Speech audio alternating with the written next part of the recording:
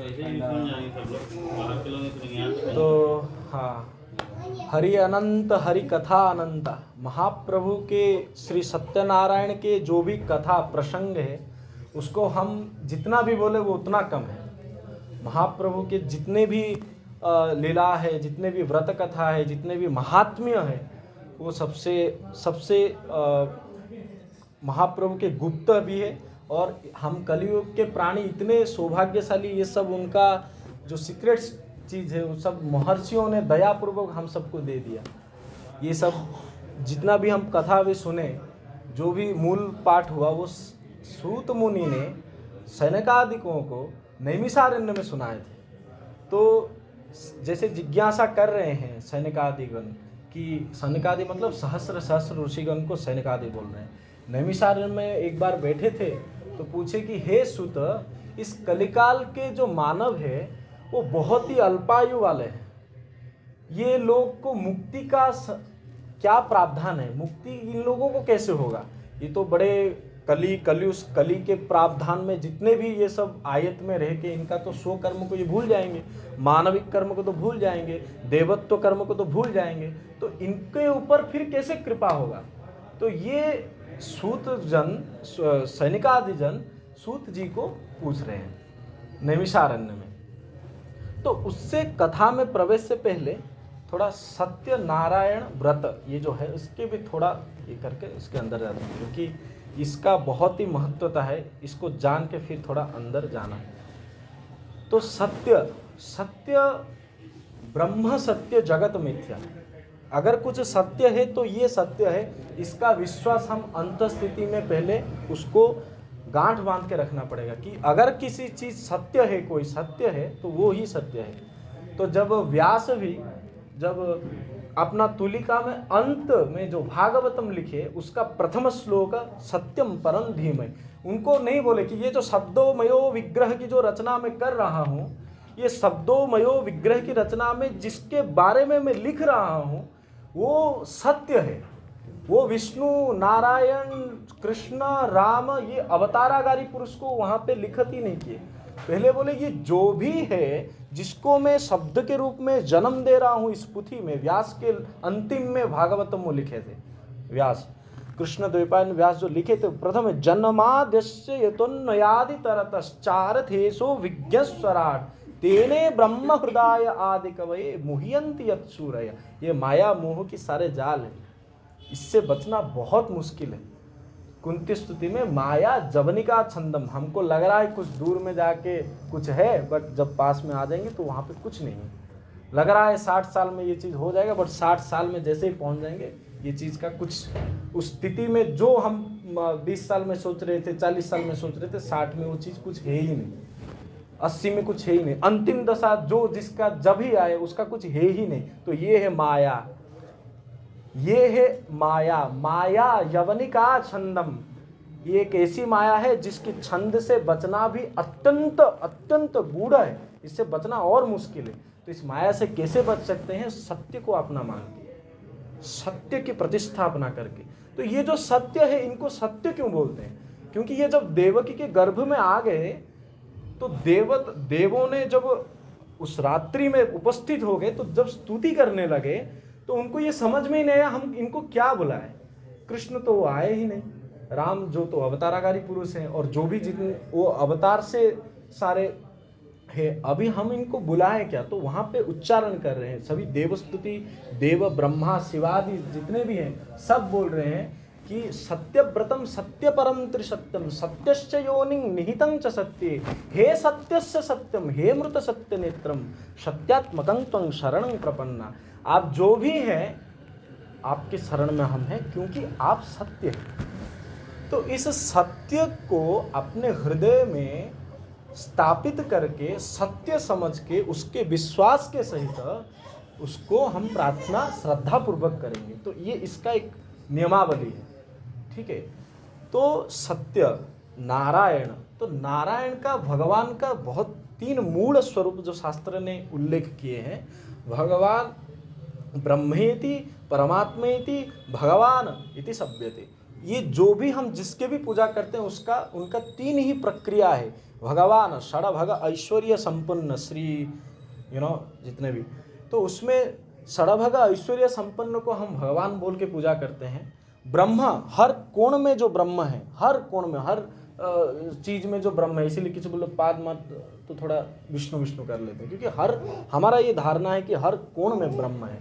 तो ब्रह्म परमात्मा, हर एक आत्मा, जीव मात्र में एक जो आत्मा है जिसको परमात्मा, जो परमात्मा जिसके अंदर विद्यमान है, तो वो परमात्मा, तो तीन स्वरूप को हम हमेशा पूजा करते हैं, ब्रह्मेति परमात्मेति भगवानेति शब्दते।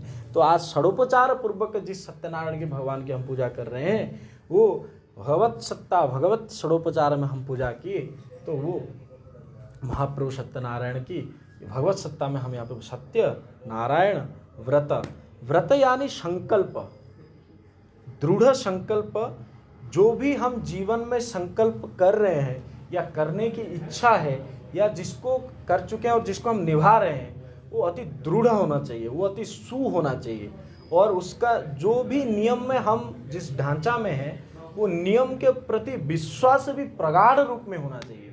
कभी विश्वास में अगर हम मान लिए कि कोई बोल दिया कि हाँ किसी पूजा कर दो, कोई व्रत कर दो और ये व्रत करने से तुम्हारा ये हो जाएगा, तो हम मनवांछित फल वो एक हम सांसारिक में है वो आएगा, पर उसके अलावा भी हम सत्य को सत्य मान के अगर पूजा करें, सत्य के ऊपर श्रद्धा रख के पूजा करें, सत्य के ऊपर विश्वास रख के अगर पूजा करें, तो वो पूजा की सार्थकता और बढ़ जाता है। महाप्रभु की कृपा वृष्टि, हमारे करुणा दृष्टि और हमारे ऊपर रह जाता है। तो यही सत्यनारायण व्रत कथा, जो सत्य की जो हम पूजा कर रहे हैं, ये मूल मंत्र है। इसके साथ ही हम कथा में प्रवेश करना चाहिए। तो सत्यनारायण व्रत जो हमेशा संकल्पी होके इच्छा स्वरूप विश्वासतः इसके अंदर हम बैठ के बड़े गंभीरता साथ में बैठ के इसको सुनना चाहिए।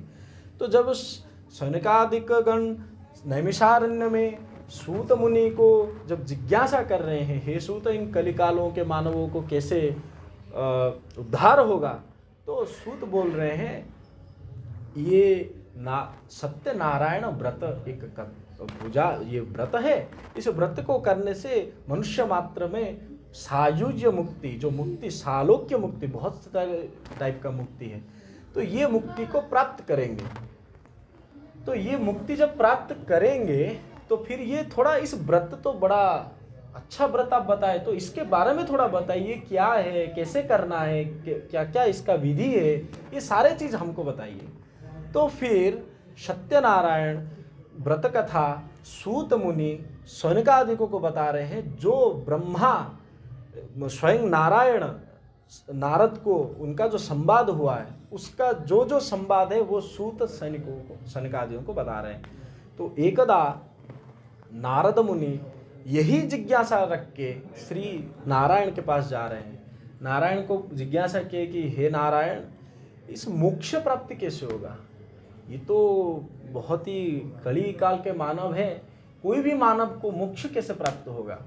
ना सत्य स्वयं नारायण बोल रहे हैं कि सत्यनारायण व्रत के द्वारा लोगों का मुक्ति होगा। ना इस व्रत के विधि क्या है, प्रातः उठना है, व्रती में जितना भी नियमावली थोड़ा संकल्पबद्ध हो के स्नान करके विधि पूर्वक सत्यनारायण को बिठा के उनको 4 केलाओं जो हम भी कदली वृक्ष जिसको बोलते हैं उसमें डाल के कुंभ पूजा, जो वर्ण पूजा, उनको फिर नारायण को स्थापित करके बाल गोपाल की पूजा करके नवग्रह गौरी गणेश लक्ष्मी नारायण आदि को स्थापित करके इसको पूजा अर्चना करना चाहिए, षडोपचार पूजा करना चाहिए। तो फिर ये जो विधि पूर्वक जो इसकी पूजा करेगा उसको क्या होगा? ना स्वर्ग प्राप्ति, मोक्ष प्राप्ति, मनवांछित कर्म फल जो है वो मिलेगा। तो लोग तो बहुत सत्यनारायण पूजा करते हैं, बहुत सारे करते हैं, तो सबको तो ऐसे मिल जाना चाहिए। तो ये कर्म में कभी भी 2 चीज़ें, हमारा कामना पूर्वक अगर हम रखें, मनोवांछिता, हम हिताधिकारी होकर अगर कोई भी चीज़ को हम कर रहे हैं, हम अगर गणपति जी के पूजा कर रहे हैं, सबको प्रसन्न हो, सबके थोड़ा उत्साह रहे, अगर ये मनोभाव से अगर कर रहे हैं, इसका फल जरूर प्राप्त होगा कि लोग सभी ये 10 दिनात्मक जो भी हम पूजा कर रहे हैं, इसमें लोगों को उत्साह मिलेगा, उसमें कृपा वृष्टि होगा, जो जिसका ये जरूर होगा, क्योंकि इसमें आत्म सुख कुछ नहीं है, अपना निज स्व जो स्वार्थ भाव इसमें कुछ भी नहीं है। आप निस्वार्थ भाव होकर कोई कार्य किए तो उसमें जरूर मनोवांछित फल मिलता है, या जो भी जगत कल्याण हेतु जो भी चीज़ है वो मिलता है। परंतु कामना पूर्वक मेरे को ऐसे जॉब हो जाना चाहिए, इस कॉलेज में एडमिशन हो जाना चाहिए, यहाँ पे विवाह कर्म होना चाहिए, तो ये सब जो है ये सब माया जवनिका छंदम है। ठीक है, तो ये क्या है, एक नटो नाट्यो धरो यतः, कुंती स्तुति में कुंती बोल रहे हैं कि ये जो है हम सब नाट्य कर रहे हैं, नटवर नटनागर कृष्ण यहाँ पे बैठे हुए हैं, और ये सब वो जैसे डायरेक्टर फिल्म में जैसे करता है ना कि तुम्हारा ये एक्ट है, तुम्हारा ये रोल है, you have to do that, तो डायरेक्टर के इंस्ट्रक्शन से जैसे ही एक्टर एक्टिंग करता है, हम बस हमारा स्क्रिप्ट फाइनल है, आपको कैसे एक्टिंग करना है ये आपके ऊपर है, बट आपका स्क्रिप्ट फिक्स है। तो हर किसी को जो जो रोल, जैसे कोई किसी का पत्नी, कोई पति है, कोई भातृ है, कोई मातृ पितृ जो भी है, जिसको जो जो रेस्पॉन्सिबिलिटी मिला है, जो जो ये भगवान कृपावशतः हमको दिए हैं, दुर्लभो मानवो देहि देहिनं क्षणभंगुरा अतरापि दुर्लभो मन्ये वैकुंठ प्रिय दर्शनम। तो महाप्रभु बोले हैं यहाँ पे बहुत क्लियर, ये देह बहुत दुर्लभ है, इस देह को हम कितने जन्माधि कितने क्या क्या तप करके क्या फल से ये चीज हमको मिला, हम खुद भी नहीं सोच सकते, परंतु ये दुर्लभ तो है। दुर्लभो मानवो देहि देहिनं क्षणभंगुरा, ये कब निकल जाएगा, क्षणभंगुरा है, 1 सेकंड में कब चला जाएगा इसका कोई पता नहीं। देहिनं क्षणभंगुरा अतरापि दुर्लभो मन्ये, इससे भी और एक दुर्लभ है क्या, वैकुंठ प्रिय दर्शन, महाप्रभु के ऐसे संगत में आके इससे पूजा करना, अर्चना करना, ये सब समारोह करना, उत्सव में सम्मिलित होना, ये सारा जो है ये और भी दुर्लभ है। लोग तो करोड़ों हैं, मानव तो 7 बिलियन प्लस हो गए, बट ऐसे उत्साह में सम्मिलित होकर कितने जन रहते हैं, तो ये और भी दुर्लभ हो गया। तो ये जो पूजा अर्चना करके सत्यनारायण बोले जो भी ऐसे विधि पूर्वक करेगा उनको सायुज्य मुक्ति का प्राप्ति होगा। तो फिर भगवान बोल रहे हैं श्री नारद जी को, ये एकदा काशी तीर्थे एक वृद्ध ब्राह्मण रहते थे, भिक्षुक थे, तो उनका बहुत ही कष्ट से उनका घर चलता था, और दैनंदिन जो भी उनका खाना पीना वो बहुत कष्ट से चलता था। तो एक बार स्वयं भगवान लीला करके एक ब्राह्मण के स्वरूप बन के उनके पास गए, और आपके इस दरिद्रता का दूर का जो भी प्रावधान हो सकता है, आप सत्यनारायण व्रत कथा कीजिए, मनोवांछित फल आपको मिलेगा। तो वो काशी नगर में जो ब्राह्मण थे, वृद्ध ब्राह्मण, वो श्रद्धापूर्वक इस पूजा का एक बहुत ही मूल चीज है, इसको श्रद्धापूर्वक विश्वासतः इसको करना है, एक लाइन, इसको श्रद्धापूर्वक विश्वास के साथ करना है। तो ये वो जो भी श्रद्धापूर्वक विश्वास के साथ इस विधि के अनुसार जो भी भगवान बोले उस विधि के हिसाब से किए, फिर उनका काशी नगर में ये जो व्रत कथा वो जो संपादन किए वृद्ध ब्राह्मण, उनको फिर बहुत सारे धन धान्य मिला, उनका दारिद्रता दूर हुआ। फिर एक लकड़हारा जो लकड़ी काटने वाले लोग रहते हैं, उनको फिर वो सेम चीज़ वो उनको जिज्ञासा की कि कैसे वो जो वृद्ध ब्राह्मण थे, दरिद्र थे, उनका जैसे धन धान्य से परिपूर्ण हो गया, सेम वही चीज़ को वो लकड़हारा को बोल रहे हैं। लकड़हारा जब उनका वही विधि पूर्वक वो चीज़ करते हैं तो उनका भी उनको मोक्ष प्राप्त होता है। तो यहाँ पे प्रथम अध्याय का समापन। फिर द्वितीय अध्याय में एक मेरे को दीजिए, जस्ट फॉर रेफरेंस। तो द्वितीय अध्याय में काशी उल्का मुख राजा एक थे जो कि चंद्रभागा भद्राशिला नदी के पास में वो अपने रानी के साथ वो पूजा कर रहे थे सत्यनारायण जी का। तो भद्रशिला नदी के पास जब पूजा कर रहे थे, साधु नामक एक जन थे जो कि उनके पास गए और पूरा पूजा में सम्मिलित हुए। इसीलिए ये बोलते हैं ये पूजा को सबको बुलाना चाहिए, बंधु बांधव मित्र आदिगण जितने भी आपके परिचित है या कोई नहीं भी है उसको भी बुलाना चाहिए। ये व्रत की एक तो कथा में वो सम्मिलित हो पाएगा, दूसरा एक ये उत्सव है, उसमें भी सम्मिलित हो पाएगा। उसके बाद ये व्रत के जान के उसके अंदर भी एक जिज्ञासा होगा कि हाँ मैं भी सत्यनारायण के व्रत कथा करूँगा एक दिन, और उसके महाप्रभु को ऐसे ही सेवा करूँगा, श्रद्धापूर्वक घर में करूँगा। तो करने से मेरा घर में भी धन धान्य मांगल्य जो भी महाप्रभु की कृपा दृष्टि में जितना भी हमारा कर्म के फल, हमारा जो भी हम पुरुषार्थ के रूप में जो भी हमको मिला है वो थोड़ा और कृपा दृष्टि उसमें कर पाएंगे। तो ये मांगलिक विधि में ये पूजा कर रहे थे। तो उसके बाद साधु नामक एक बहुत ही वाणिज्य, उसमें बहुत ही बड़ा धनधान्य व्यक्ति थे। तो वो उनका पुत्री कोई भी संतान नहीं हो रहा था, तो वो बड़ा अपने अंदर ही वो एक क्षोभ था कि मेरा कोई संतान नहीं हो रहा है, कोई भी संतान नहीं हो रहा है। जिसके पास भी धन रहता है वो कभी धन की इच्छा नहीं करते, जिसके पास भी विद्या रहता है वो विद्या की इच्छा नहीं करते। तो जिसके पास जो चीज़ के वही टाइम पे अगर नहीं होता है, किसी के पास टाइम के हिसाब से जॉब नहीं होता, तो बहुत ही उसका नीडी रहता है कि कब होगा, क्या होगा, कैसे होगा। ये एक उत्कृष्टता हमेशा बनाया रहता है। तो सेम साधु के अंदर भी था कि मेरे को कैसे एक संतान प्राप्ति होगा। तो वहाँ पे उल्कामुख राजा उनको बोल रहे हैं कि आप ये सत्यनारायण जी का व्रत कथा कीजिए और आपका मनोवांछित फल मिलेगा। तो वो वहाँ पे तो संकल्पित हो गए कि मैं करूँगा। फिर घर में आए और जब वो श्रद्धावशत यहाँ पे शामिल हुए थे, इसकी कृपा से ही उनको संतान प्राप्त हो गया। वो किए नहीं थे, वो तब तक जब तक संतान प्राप्त हुआ तब तक वो किए नहीं थे। बट यहाँ पे एक श्रद्धा पूर्वक वो उल्कामुख राजा के जो सत्यनारायण व्रत कथा हुआ था वहाँ पे सम्मिलित हुए थे, तो जाके उनको कृपावशतः वो कन्या का प्राप्त हुआ। बट वहाँ पे संकल्पबद्ध वो थे कि मैं ये व्रत करूँगा। तो फिर वो पत्नी उनका लीलावती जब बोल रहे हैं कि कन्या तो हो गई पर आप कर लीजिए, और वो थोड़ा बोले हाँ करेंगे। थोड़ा ऐसे रहते हैं मानव का, वो थोड़ा अंदर ही अंदर रहता है कि हर चीज़ को थोड़ा खींचना, हाँ कर लेंगे, कभी हो जाएगा, देखा जाएगा, ये वाला स्थिति। तो साधु थोड़ा वाणिज्य वाला था तो कर लेंगे ऐसा भाव के। फिर वो अपना संतान हुआ कलावती, ठीक है, लीलावती का पुत्री कलावती। तो कलावती फिर विवाह योग्य भी हो गया। तो विवाह योग्य होने के बाद तो एक बार फिर से जब पत्नी जिज्ञासा कर रहे हैं तो बोल रहे हैं जब शादी हो जाएगा इसका फिर कर लेंगे। तो फिर ऐसे और थोड़ा खींचते गए। एकदा क्या हुआ, फिर उनका शादी भी हो गया, कलावती का शादी हो गया। और फिर शादी होने के बाद फिर भी वो नहीं किए, ठीक है। और फिर उनको पत्नी जिज्ञासा, क्योंकि पत्नियों के अंदर वो एक भाव है कि हाँ चीज़ जो भी आप संकल्पित हैं या पति के सुहृद कृत्य हेतु, उनका मंगल हेतु, वो हमेशा आपको बताते रहते हैं। तो ये जब जैसे ही बताए तो एक बार क्या हुआ, वो जमाई के साथ, जमाई तो आ गए, जमाई के साथ वो वाणिज्य करने अपना एक नगर में चले गए।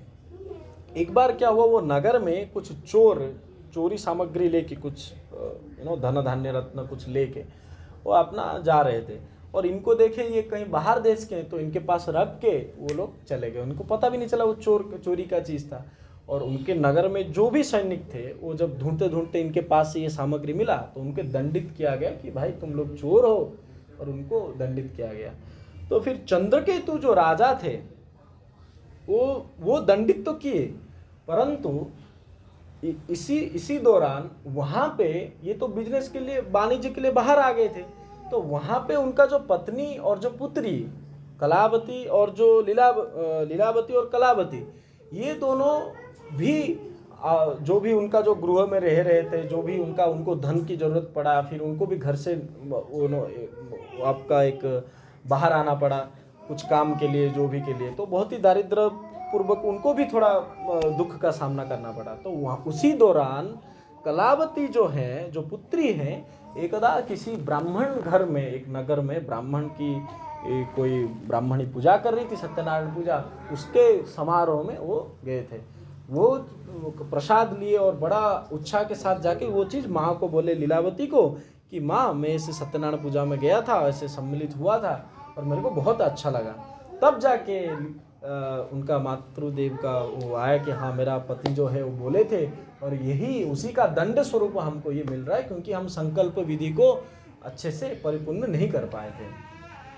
तब जाके वो लीलावती अपना श्रद्धा के साथ पूरा ऐसे सत्यनारायण पूजा अपना सामर्थ्य के हिसाब, क्योंकि दरिद्र तो थे, सामर्थ्य के हिसाब से तब थोड़ा सत्यनारायण पूजा किए। और वो पूजा के फल स्वरूप में चंद्रकेतु को, जो राजा थे, उनको स्वप्न में सत्यनारायण भगवान आए, बोले कि तुम ये मेरा भक्त है, उसको निर्दोष है, उसको दंडित मत करो, उसको रिहा कर दो। और जैसे ही वो बोले तो उसके बाद वाला दिन वो वाणिज्य के लिए आए थे, तो उनको और धन धान्य बहुत सारा संपत्ति दे के उनका जो उनको फिर विदा, उनको चंद्रकेतु बोले कि हमको क्षमा कीजिए और आप ये धन धान्य लेके अपना नगर चलिए। तो उनको भी जो भी घर से दारिद्र्य से जो था वो भी दूर हो गया, उनका दारिद्र्य। और फिर वहाँ पे चंद्रकेतु जो राजा, जैसे ही उनको बहुत सारा धन धान्य देके वो जब जा रहे थे, तो उनका नगर में वो आने, तकरीबन नौका से जब आ रहे थे, आसपास उनका नगर में आने ही वाले थे, वहाँ पे एक दंडी सन्यासी मिले। वो दंडी सन्यासी पूछ रहे हैं कि ये नाव में तुम्हारा इतना धन क्या है, इस सब में क्या है। अब वो डर गए कि ये साधु कोई भंड तो नहीं है। तो वो बोले कि नहीं, इसमें ऐसे ही कुछ नहीं, बेल के पत्ते सब पड़े हुए हैं अंदर। अच्छा, तथास्तु। वो जो दंडी सन्यासी थे वो स्वयं नारायण थे। इसको फिर उनका परीक्षा लेते हैं, फिर परीक्षा। तो इसमें दो चीज़ अभी पकड़िए। एक तो हमेशा हमारे जब विपरीत परिस्थिति आने से पहले समय हमको चेताता है कि तुम ये चीज़ कर लो, बट हम जब उसको ध्यान नहीं देते हैं तब जाके हमको उसका फल भुगतना पड़ेगा। ये शिक्षा है इस स्टोरी से। तो अगर यहाँ पे क्या हो रहा है कि जब पत्नी बोल रहे हैं, लीलावती बोल रहे हैं कि आप इसको थोड़ा कर लीजिए, ये आप ठीक नहीं कर रहे हैं, ये ठीक नहीं कर रहे हैं, पर ये सुने नहीं। इवन आप जब प्रसंग है बाली का, तो तारा बोल रहे हैं कि ये आज जो सुग्रीव आया है ना, ये सुग्रीव के पीछे इसका बल नहीं है, इसके पीछे कोई परमात्मा किसी दिव्य बल है, इसी बल से ये बलियार होके यहाँ पे खड़ा है। ये चेता रहे। पंचदेवी पंचकन्या में तारा एक है, वो बड़े इनके नाम लेने से दिन बड़ा मंगल में जाता है। द्रौपदी, कुंती, तारा, मंदोदरी भी बड़ा अच्छा बोले हैं रावण को, कि बोले कि सुनो, ये जो पत्नी है ना, ये सती पत्नी है, ये तुम्हारा, अगर तुम ऐसे जिस भाव से तुम लाए हो, ये तुम्हारा पूरा लंका सहित तुमको भी नाश कर देगा। एक भी कुछ तुम बच नहीं पाओगे। तुम इसको को संदेश दे रहे, उपदेश दे रहे हैं। बड़े ये उच्च पत्नियां हैं, ये इनका मतलब एक एक में एक एक शास्त्र लिखा जा सकता है, ये इतने दिव्य नारियां हैं। तो पत्नी और जब गृहस्थी का हो तो फिर अलग चर्चा हो जाएगा, परंतु हमेशा जो परिस्थिति जब अनुकूल रहता है तब हमारे द्वारा कुछ विकृत कर्म भी हो जाता है, तो उस पर थोड़ा हमको वक्त भी चिताता है कि ये चीज़ ना करो। ये एक शिक्षा हुआ। दूसरा में क्या हुआ कि कोई अगर हमको, आपके पास अगर कुछ है तो उसको कभी छुपाना नहीं, सत्य बन के रहना है। हाँ, मेरे पास ये धन धान्य है, अगर वो बोलते तो वो उनका बेल पत्ता नहीं होता, ठीक है। तो वो क्या बोले कि नहीं पत्ते हैं, तो तथास्तु बोले, तो सारे जितने भी धन अलंकार जितने भी था सब पत्ते में परिणत हो गया। हाँ, बेल पत्ता बोल दिए। तो ऐसा बिल्कुल नहीं बोला जाए। हमेशा हमारे पास जो है उसको हमेशा अंदर सत्य की प्रतिस्थापना उनके अंदर नहीं थी, तो उनका बेल पत्ता हो गया। फिर जब जमाई राजा बोले कि नहीं ये साधु का ही कृत्य है, फिर जाके उनका माफ़ किए, फिर क्षमा, वो सब प्रसंग अलग है।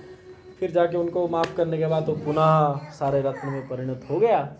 तो ये सारा यहाँ पे तृतीय अध्याय। फिर चतुर्थ अध्याय में आप ये तृतीय और चतुर्थ दोनों ही था। इसमें दंडी सन्यासी वाला जो लीला है ये चतुर्थ में आता है। फिर अंतिम में तुंगध्वज राजा एक थे। वो तुंगध्वज राजा क्या हुआ कि एक बार ग्वाल लोग ऐसे खेल रहे थे, जंगल में वन में थे, वो सत्यनारायण जी की पूजा कर रहे थे, बड़े उत्साह के साथ ऐसे गोष्ठी होकर कर रहे थे।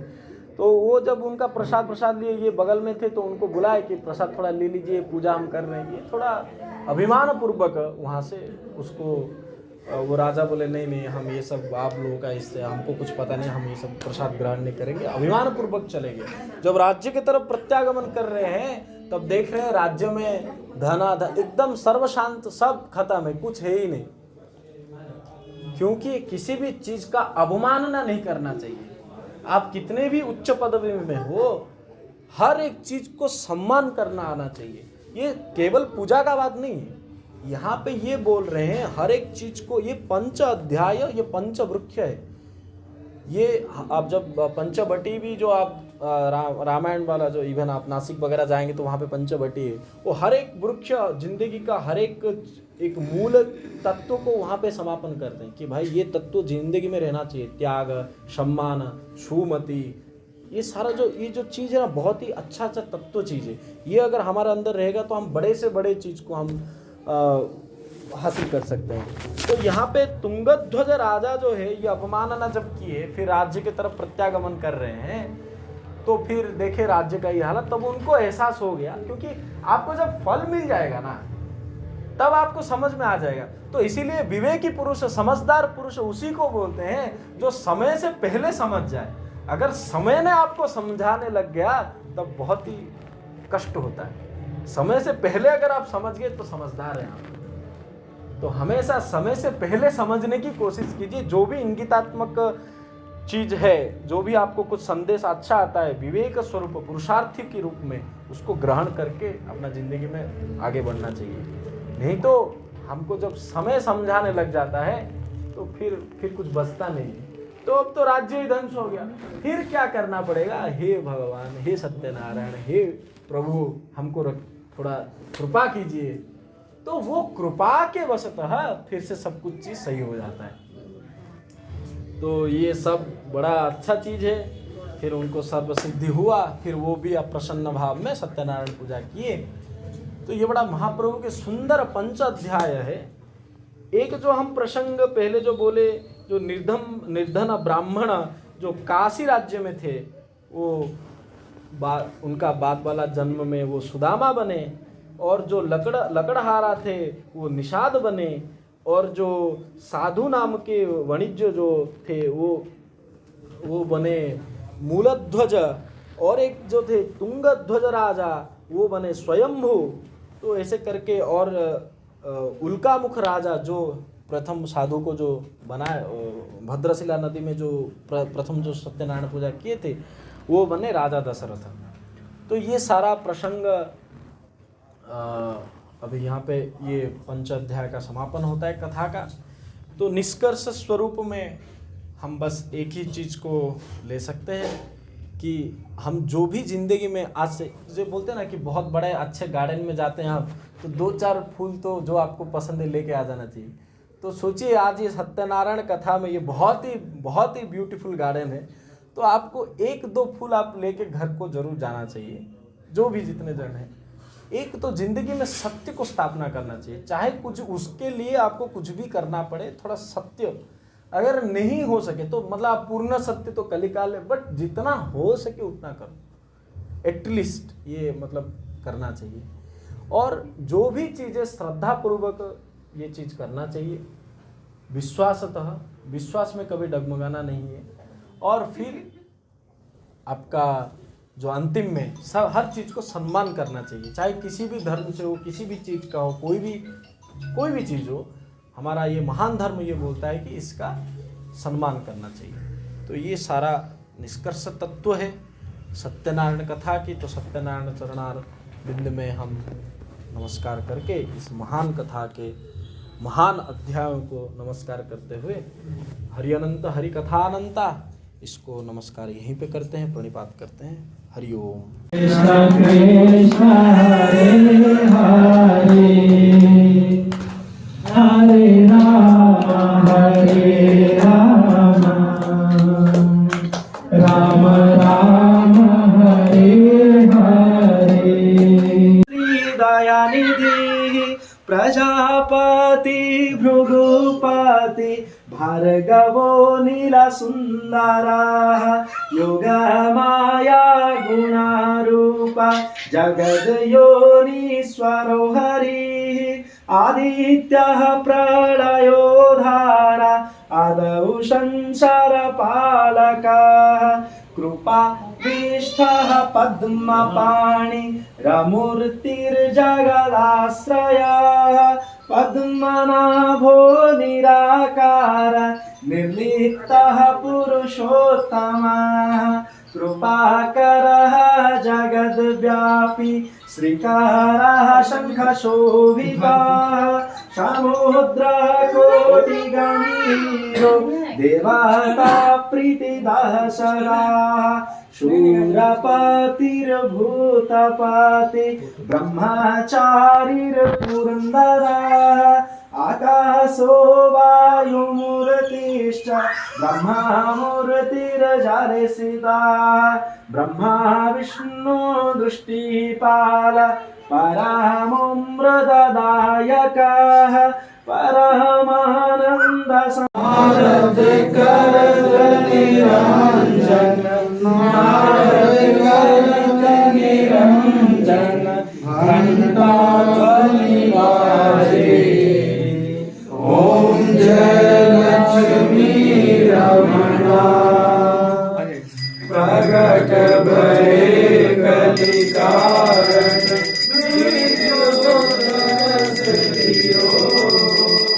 ओ स्वामी तुझी दरस दियो